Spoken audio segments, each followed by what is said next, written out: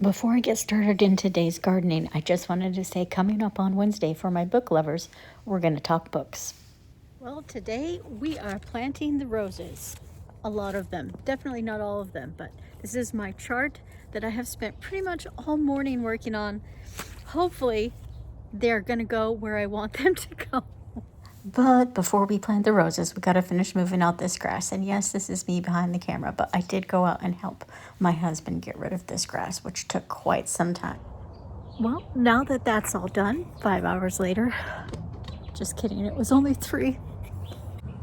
Now what we did was take out all the sod to plant the roses. Now, yes, I realize we could have cardboard and mulched it, but we don't have that kind of time to wait for the cardboard to break down before we can plant. We need to get the roses in as soon as possible.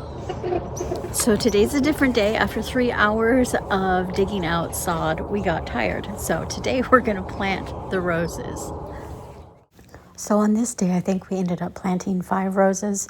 So after today, we have 6 out of our 30, but I had 57 at the old place. So, I've 29, I think is what I've got now. So I've almost scaled it back to half. Anyway, on average, these holes that we are having to make for them to transplant them, they take about 3 of the augers side by side next to each other.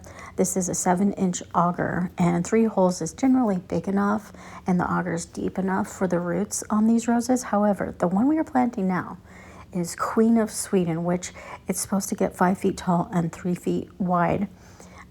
This one might get bigger than that because the roots on this one were pretty good considering these were only in the ground at our old place for probably the Queen of Sweden a year and a half. Some of them have been in there for a year and a half, and some of them were in there for 2 years. And I think this Queen of Sweden one was only in there for a year and a half. But the roots on this thing were big enough that we had to, the hole we had to drill with auger was 5 holes around, plus taking the shovel and going out to the sides of the deeper hole because the roots were just so long and shallow to the side as well as deep in the center.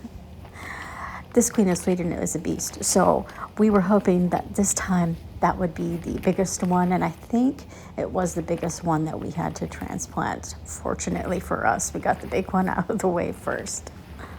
If you go onto the David Austin Rose website and look up the Queen of Sweden, the first picture they have, it looks like the flowers are kind of, like the petals are kind of lavender, but it's actually a pretty pink. Now here I am, I'm just adding some root starter fertilizer to help the roots get settled in. We thought we had the hole deep enough and big enough here, but no, we definitely did not.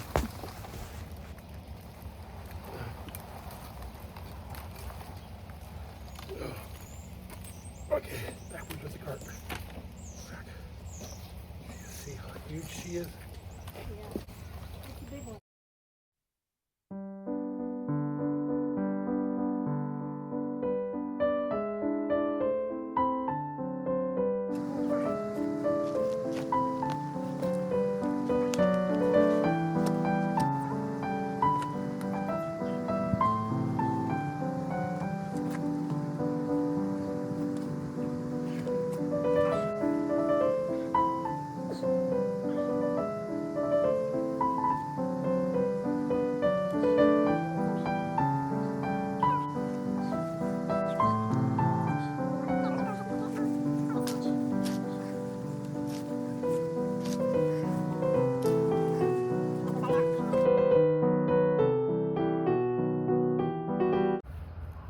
Here I'm just trying to measure out 3 to 4 feet in between each rose bush.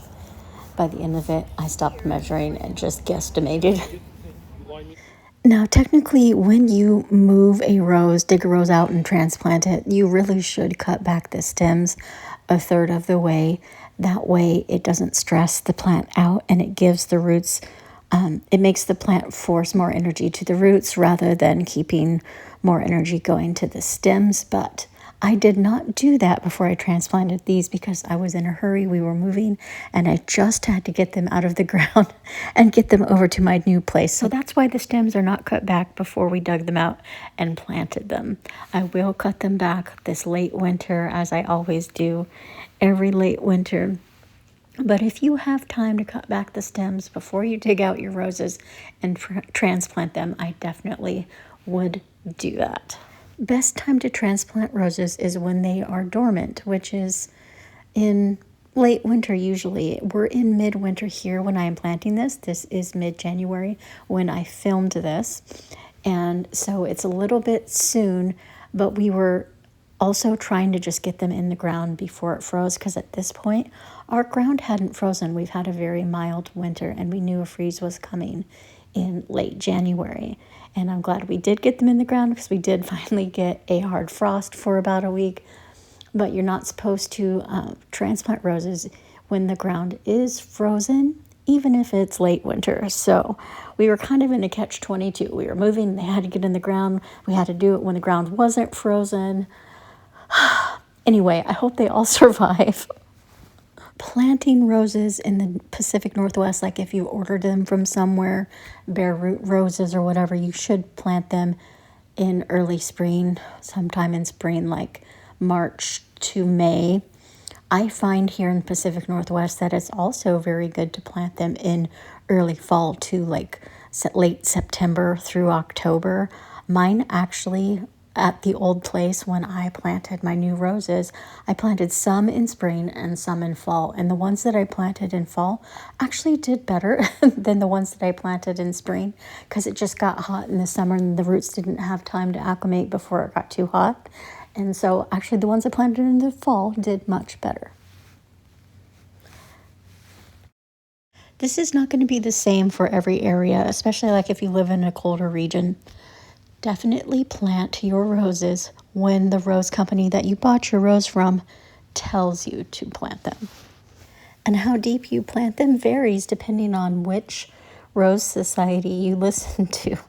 Pretty much most of the UK rose companies and societies will say to plant the union, which is the grafting, the part where they take the rootstock and graft it with the type of rose that they are doing, so that they have a better, stronger growth habit. It's basically the knob on the rose. You're supposed to bury that, according to them, like over an inch. Monty Don agrees. The Royal Horticultural Rose Society in Britain agrees. And David Austin says the same thing. They all say to bury that grafting union. And that's the knob on the just above the roots of the rose. And I don't have a close-up picture here. Maybe on another video I can show you. But the American Rose Society says not to. They have differing opinions on how deep to bury your rose. Anyways, so I'm not going to tell you how deep to bury it. I'll let you decide. I think it depends on what rose company you buy from and which type of rose variety that you are planting. That last rose that we just planted, I believe, is a Whistly. They get 4.5 feet tall by 4.5 feet wide. It's another light pink rose by David Austin that smells kind of fruity, and it's very pretty. This next rose that we're planting is for sure a Memorial Day star. And I'll go through all of the specs and what type all of these roses are in the spring when they all bloom in another video, because to be honest, I'm not quite sure every single rose is what I think it is. When we were digging them out, we were doing it in the atmospheric river that we had here in the Pacific Northwest in December. And as I was labeling them, literally 5 minutes later, the tag and everything would just blow off of them. And so I kind of had to make a random guess just by their location, what pot they were in, and what color the stems and the type of rose buds that they had on theirs. And so I'm not 100% sure what each type of rose is. I think I know, but I'm not quite sure. So this spring may be a very surprising placement of roses. We shall see. So now I'm just going to pretty much just quickly fast forward through these roses, next few roses that we're planting, because you've seen us plant enough roses, and we're going to move on to our window box quandary. So now we're going to measure this window. I'm trying to find a window that my window boxes will fit on, but I think all the windows are too big here. So I'm hoping the windows on the sides are not too big. We shall see in a second.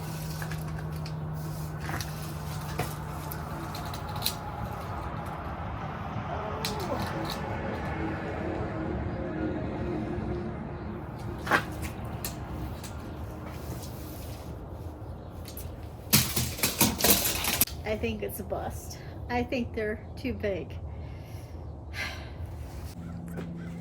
Well, shoot, I think my window boxes are only 4 feet and that window was 5 feet. Yeah, for sure. This 3 size window, those are like at least 6 feet. And I think that one's definitely going to be too small. The kitchen windows, that's too big. Oh, I mean, maybe I could put, I don't know if I want them running down the brick, but I could put maybe 2 of them together right here.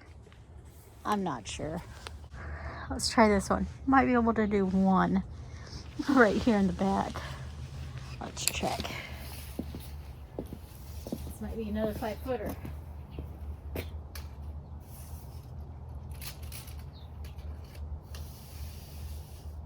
Oh, it's 52. If we could, maybe. If I didn't mind it fitting on the inside of the window.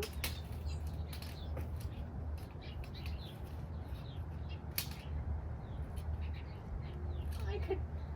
Me and my Merida hair right here. My husband says I have Merida hair. Maybe. It's true. I do. My mom really tried to make me ladylike, but it didn't work. Strawberry window box would not be bad on the patio for barbecuing. Oh my gosh. These smell so bad. I can't stand boxwoods. Ugh. Well, at least I know this area gets sun. Some of you might briefly remember the boxwoods that were here. So this is where we're going to plant the Salvia and the Yarrow that were out in the circle garden. And my husband so kindly brought about 5 of them over here, so I've got 1 more to go get. Now I gotta tell you, I'm not sure if these blue salvia are gonna stay forever because they really don't smell that great. They don't smell that much better than the boxwoods, so we'll see if I keep them. But they're beautiful, but for now, that's what I've got, so that's what's going in. Getting used to gardening while neighbors are watching is also a new experience. So is a train. Trying to find my yarrow in this clip. What I'm planting, the salvia I'm planting is from Proven Winners. It is Playin' the Blues, and they are such a hummingbird magnet. Pollinators love salvia, but these Playin' the Blues hummingbirds love. So I'm hoping I get some here. And then also yarrow is another pollinator magnet. Now the type I'm planting is Firefly Sunshine, also from Proven Winners. Yarrow is really good for butterflies. I have yet to see any butterfly on this yarrow, but I can tell you the deer sure did love it at my last place.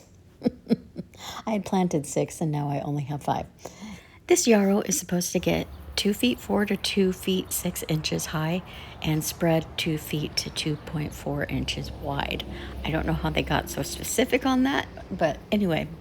And then the salvia that I am planting, it's Rocking Playin' the Blues, and it is supposed to get 2 to 4 feet tall and 2 to 3 feet wide. So it's all going to be conglomerated. It might be too much for this area, and I might have to take out a couple of them, but we'll see just how much of them actually make it through the transplant. This time of year is kind of not ideal to be planting salvia. It's not warm enough yet, but like I said, I'm just trying to get things in the ground before we freeze. My camera battery died while I was filming myself planting these, so you aren't going to get to see me plant any of them, but I will show you what they look like. So here we are. They are all planted. It's been a month now since they've been planted, and it looks like 2/3 of them came back. I've got leafy greens, new growth. I obviously need to cut them back down real quick before they start growing anymore, but this one's made it. This one has new growth. This one's got new growth. This one I thought did, but it appears, yeah, there's just a teeny bit of new growth right there. I don't know. This one may not come back. And this one's got new growth. The only one that I have not seen any new growth on is this first one, which was the biggest one I had the highest hope for, but yeah, no new growth on that one. So I think 5 of my 6 salvia made it, and all of my yarrow is starting to grow back real quick. I need to cut them down. But that's it for today, guys. Thank you for watching, and until next time, feed the pollinators for me.